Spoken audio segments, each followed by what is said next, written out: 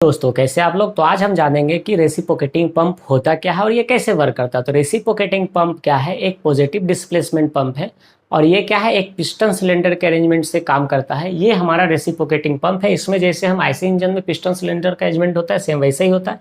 एक liquid sump होगा, fluid होगा, जिससे हमें उस फ्लूइड को या उस लिक्विड को या वाटर को हमें पंप करने की जरूरत होगी। उसमें सक्शन पाइप लगा होगा। सक्शन पाइप से जब पिस्टन बीडीसी मूव करेगा, सक्शन पाइप से जो फ्लूइड होगा हमारा वो सिलेंडर में आएगा।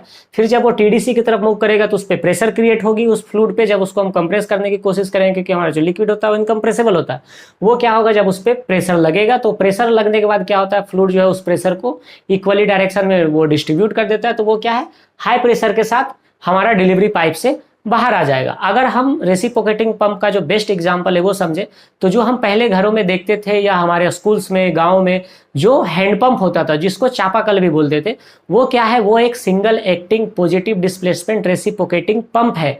अगर उसमें देखें तो जो हमारे हैंडल्स होते थे जिसमें एक प्लंजर लगा होता था, वो क्या है, वो पिस्टन का काम करता है और नीचे जो यहाँ से वाटर को वो संप करता था, जो खींचता था, तो वहाँ एक सिलेंडर लगा होता था। जब हम उस हैंडल को पुल करते थे तो सिलेंडर में जो है सक्शन क्रिएट होता था, जिससे वो संप से वाटर उस पिस्टन में, उस सिलेंडर में भर जाता था। जब हम उसको पुश करते थे तो वो डिस्चार्ज होता था by the help of delivery pipe से।